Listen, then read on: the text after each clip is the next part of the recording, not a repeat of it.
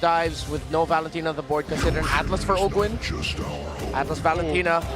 Not the easiest combo to pull off, but you could make it work. Oh, Lilia. Oh, Lilia, okay. This is not what I was expecting. They needed to speed up a bit. They needed a little bit more reliable damage output to make sense of what they're doing on the map. Does the matchup with this, I mean, at least against the Jushin, play a similar part, or it can keep up? The glue is going to be the answer, by the way, with TLPH in the last pick. Yeah, should be able to keep up the most iconic Lilia game that we've seen where Jushin was a gift. All right, here we go. It's really going to be very determinant on how the Atlas and the Glue play against each other. Super Marco, again, going to be a very demanding game for him, honestly. Love the picks that you have. You forgo crowd control for damage, meaning that makes it harder for your mid laner, or excuse me, your gold laner to operate during team fights. Up against a lineup that has a lot of dive. So Haji and Ogwin need to slow down JP and Sanji as much as they can, similar to what they did in the previous game. Whoop! Already a little bit of a skirmish in mid. Haji put down a third of his health. But this will send Sanji home. Yeah. Unless, oh no, he's just Brave Smiting his way to staying. Yeah, one of the advantages there, having the Brave Smite, especially with the Jushin. You know, you're constantly keeping the Lantern over someone anyway, whether that's the minions, whether that's the heroes here. JP making his way through. They have control, but this is one of the things too. Lilia, like we saw earlier in the season with Super Prince, you know, you're able to go at least kind of duel it out a little bit better from more of a safety vantage point. With Lilia, once you get the black shoes, there's something there that can be said that you can try to bait some of the resources out from TL. Oh, look at that perfect match burst out of JP and Sanji. It's a deadlock. It's been a while since we've seen almost no one budging in the mid-roam duo. Again, without an EXP laner similar to a Paquito, things do tend to slow down here. Ooh, good use of Purify. Uh-oh. Haji went down to a fifth again. Carteezy almost came in clutch for that engage. Yeah, both Purifies used. Super Marco not making it easy for Teddy. Here comes Ogwin. Oh, that's deep. Defensive use. Oh, the Valkyrie's descent. And Ogwin will get away with it, wasting Teddy's ult. Yeah, but that might have been enough time to go ahead and solidify TL's first turtle take. Yep. That was a bit of a distraction that Falcons had to deal with, so clean take on the turtle. We didn't get to check in on Kyle so much. How did he get so delayed? Carl Tizzy invade took away his Beetle. I can't recall if he took away his Golem. But Kyle, yeah, just was green camp short of being able to hit level 4. Okay, so right now it's just a battle of attrition, these small little moves that TL is making now across the map. This is interesting though too, just because we haven't seen the YSS in the jungle too much, you know, and in this case the matchup between the YSS and the Fredrin, you know, you have back-to-back games for Carl Tizzy on the Fredrin from game 1 to game 2, and then you've got back-to-back for Kyle from 3 to 4. Ooh. Well, they both hurt. Lantern Flare on Haji. Refuses to press the black shoes, instead uses regeneration.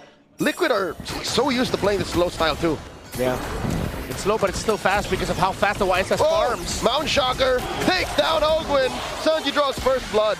That's one of the difficult things, right? When there's a glue across from you, there's always that potential to kind of cause some chaos in those team fights, and then before you know it, you're being brought back, and then you can't escape. Ogwin looked disappointed in himself that he gave away such a meaningless kill. Not to mention using the flicker. Yep. Yeah. Committed the flicker as well. Especially now that he has a level 4, he's got the Fatal Link, so there's no surprise factor for more so about a minute and a half or so for this, but they try to make a play. They do get the beacon out from Sanji. So that's one of the strengths of the Fredrin. You know, you can kind of swoop in, try to get that energy eruption off. That doesn't happen. But yes, not much happening in the early game. But despite it all, TL builds a bit of a lead. With not much happening, I'm expecting at least Kyle to have good pathing. It seems like more than once now he's gone back and forth. Yeah, it's just too fast with how Carl Tizzy is farming that Kyle doesn't have any room. The slight bits of counter juggling, taking away a green camp here and there. Again, so much more easier and so much faster for a YSS to farm. Now with a Hunter Strike rush by Carl Tizzy, this could actually be a big win for Team Liquid Philippines if Carl Tizzy can hit a big stun. Turtle number 2, started out by Liquid, slight pull, and it looks like Falcons are considering should they engage. Ogwin does not have a flicker just yet. Holding on to the Fatal Links. Sanford comes through from the top, and in comes the Black Dragon form. looking for targets. Turtle very low, into the back line. Carteezy secures it, and they dogpile on the flap, forcing him to flicker back. Didn't even get the dark wave, and now Ogwen's gonna be up next. Lantern Flare right into the ground. 2 for none, plus the turtle. It's all liquid. Surprising to me that Flap still went into the back line of TLPH, went into their formation. Whether it was their bait play, Ogwen did end up getting some fatal links in, but they don't have the damage just yet for the rest of the members of Team Liquid Philippines. Yes, Haji is hurting Sanji, but with the glue, with the Yuzhong, it's not enough. Attempt down here. Push him off the tier 1 up top. Kyle's going to swoop in. They want to fight this one out. Looks like they're on Sanji. Is he going to be able to get away here? He doesn't have the Purify. He already used it up, and now Ogwen looking for it. Not necessary. Just the freeze. We're going to finish the job, and they put a kill on a Marco. Yeah, now they cut.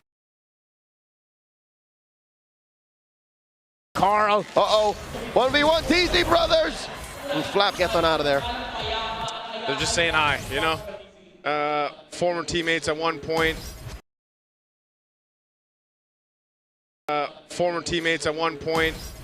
No kill secured there. Will be teammates again. Yeah, that's true. Flap, though, on this Phobius. That's the name of their team. TZ Brothers. Oh, it is TZ Brother. Yeah, that's true. Yeah. The qualifiers for ENC. ENC, right. Per se. I was just saying, you know, Flap, big part of this on this Phobius. He's going to be that front line for this team. Obviously, a lot inside Ogwen, but I think, as we usually see with the Atlases so far, you know, not only that Fatal Links kind of being the big setup, but you've got to burn these Purifies out from Sanji and Teddy if you can. Whoa! Talking about Teddy, Valkyrie's just sent right into Marco's face. Marco running through it. Sanji comes in from the flank, takes him down. 2v1, successful gank. I guess that's what we were talking about when we mentioned earlier. Carl TZ said he wanted to see a little more spunk from Teddy. Well, there it is. He's quite aggressive on the Freya. Yeah. Also knew that with Sanji rotating topside, there would be a sure kill for them. Great call by Liquid. And now they go straight for the turtle. Hat trick for the cavalry. Very little from Falcons. This is such a weird pacing that we're seeing right now in this game. For right now, Kyle in trouble. JP with the mount, in comes the Black Dragon form. Kyle gets squished. Marco from the left, this is very bad underneath tier 1. JP gets taken down, Haji scores. Valkyrie's descent coming through. That triggers Flap's Infernal Pursuit, and he goes for another one. Flap flickers back. Just too much damage from Liquid's front line. Yeah, good thing he didn't commit that. He would not have survived, and it would have been another meaningless kill. JP, though, of course, went down as he was absorbing the hits from the turret. Team Liquid Philippines. I think Carl TZ specifically just out-rotated Kyle of the jungle. Hurt Falcons in the long run. Oh, they're on 40. Ogwen and Marco. No Dragon. And Marco gets it. That's what they need. Marco might be one of the cases again, just like we saw in the previous game, where they're going to rely on this carry to scale up the way they are. Oh, Sanji sniffed him out, stopping Marco and Ogwen's recall. And that's it. Lantern Flare, 6 feet under. That was just a great read by Liquid. Crimson Beacon, closing it out. They knew that they were there. That's why I was wondering if Super Marco and Ogwen didn't realize that they could just walk back. They should have. Probably the safer route. Yeah, I don't think they can. They're not exactly reading JP's and Sanji's rotations right now. Yeah, this puts TLPH now up almost 3,000 gold, approaching that point. Very low kill game, but it's more so a game across the map is what we're seeing here. This will all lead into that first Lord take once it's up. You're thinking Team Falcons in a position to actually go ahead and contest it. You know, you got 2 big items for Super Marco, but if he's caught out without the Purify, as we've seen, there's just a little bit too much crowd control to deal with here from Team Liquid, especially, once again, dealing with a Jushin in the hands of Sanji. Really feels like that YSS was a checkmate response to the Fredrin jungle, just with rotational speed alone. And of course, with Carl TZ being proactive. Okay, Fatal Links used, but Sanji uses Purify for that. 1 for 1. Can Falcons even use it to reposition? They pull out a Crimson Beacon out of Sanji. That's actually pretty good for Team Falcons, though. Right now, TL still has control, though. There was a push by Super Marco in it. I guess that's enough information for TL just to blitz down the Lord, and they take the tier 2 on the top side. So despite that, they look to put more pressure on the purple side of the jungle of Team Falcons. No commit, though. Yeah. No fatal links from Ogwin, so he couldn't try and make something happen. Just a bit of freeze and a bit of peel to send Liquid back. Ice Queen 1 for Sanji. So for the map looks good for Liquid. Teddy's been very active. And this has just provided so much space for Carl. Teddy's applied the right amount of pressure. It's not like he's actively looking for fights. Yeah. Sometimes he just pops the form. Yeah, he's just doing what needs to be done where he goes. And that's what made the map so small for Falcons now. Oh, Mountain Shocker. Liquid are saying we want this tier 1. In comes the Black Dragon form. And then they dive in. Valkyrie's descent, Sanji gets taken down. And now there's another one in JP. Falcons are running it. Sanford very low. Glooms underneath that half dragon. Super Marco wailing away. Finds him, double kill for Bulletproof. And that's a 3 for none, the punish on the tier 1 push. Talk about greedy. But still the tower up top is going to get pushed in by the Lord. Karthese is getting chased by Kyle. Okay, they send Flap to take care of the marching pusher. And in mid, they continue. Kyle versus Carl, the man-to-man. In comes Teddy with a Valkyrie descent, Mount Shucker. Teddy, defensive use of it, and Carl gets taken down between 3 members of Falcons. Might have been too much even for the GOAT. The plan was there, but it was stopped in its tracks by Ogwin and the rest of Team Falcons. Super Marco popped his Purify so that when he would get hit by the turtle boat, and it did, he would not get stunned. He'd take the damage, but at least he still got the free hit. And of course, a momentary taunt as well coming out from Kyle was perfect. And again, energy eruption, right? Yeah, energy eruption. I just remembered it now. He erupted the energy, man. That was just good defense for Super Marco. That's why we were saying earlier for this game as well. They want to go ahead and lean towards Super Marco on this carry to actually carry through the game, get to that point. So now it's them trying to put pressure on the purple buff of Karthese, but he is going to go ahead and secure it. They will disengage from that. Look at the positioning from Sanford here. It's TL playing in a different way in this one. They sort of have to. That's what we're seeing them throughout this game. They can't just brunt force push their way forward against Team Falcons. They can do it against the 6 other franchises in the league, but not against Falcons, not against their fated rival in the Clash of Titans. Even they have to evolve. Still a massive lead that Falcons needs to chip through for the jungler. And I'm not talking about items, I'm talking about EXP. You cannot go full commit into Lord fights with Kyle 2 levels down to Karthese. That's why I think Falcons are now going to have to take the next few moments, seeing if, even though they look better on the defense, if they can get an odd pick or 2, recover, recalibrate, and then try to build an advantage through there, because retro battles are just going to favor Karthese. Oh, are they going to go for Teddy? They're collapsing over on Teddy on the bottom side. Both Ogwin and Super Marco are there. Lord is up. Teddy wants to keep putting pressure on this side of the map, so JP goes to potentially support him, but they'll keep Teddy there. And Karthese will leave this chubby wave up top for Falcons to deal with, as they seem to pivot straight for the Lord push. Yeah, both side lanes being pushed. This is a clear sign for Liquid to just go. And they're going. A third of the Lord down.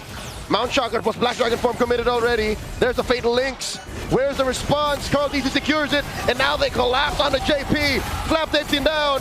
Crimson Beacon out of Sanji, already used to Purify. And Marco throws out these light wheels like there's no tomorrow.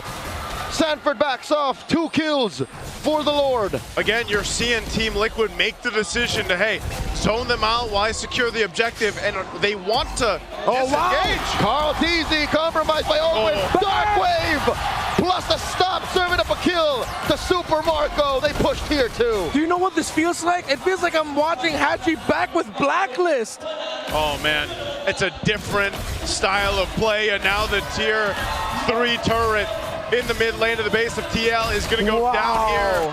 Falcons demolished that inhibitor like it was nothing. It was nothing, man. They can still got to deal with the Lord, but the Lords that TL has been taking pretty much resulted in nothing. Because again, Falcons are so much better in the defense. They have a great counter punch, and they're playing around Marco. It's a Falcon-flavored ube. No healing, but it's just playing for your main core, not course, core, with a Fredrin at the heart of it all. Yeah. Hey, it's like getting to that core of the kunafa. Yeah. What's the kunafa?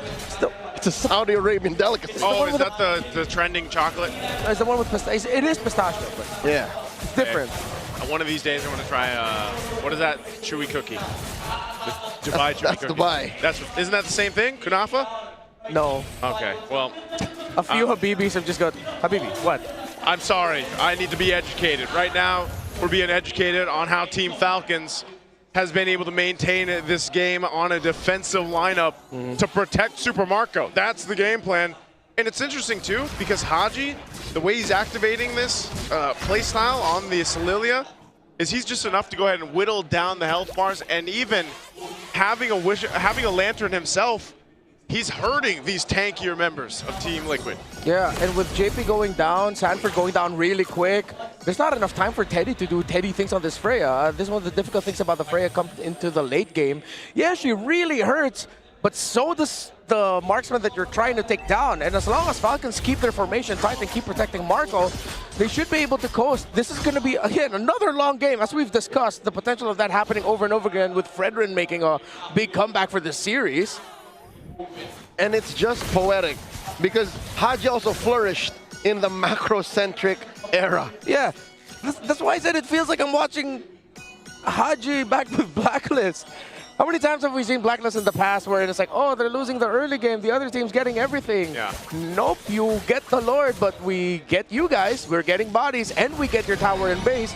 Then we'll play this defensive tool that for some reason you just cannot go up against. That was also Team Falcons, though. Like when they were even previously Falcons AP Bren, and when they were AP Bren, yeah, like they master the macro level of gameplay. You know, I think that was a big point of why they even were able to win a world championship for M5. So you can see them, they're setting up around this Lord. They've got this dance figured out. TL, do they want to approach this? Teddy is swinging up here, quarter health. Okay, Ogwin comes through, clashing with that dragon, and Kyle secures.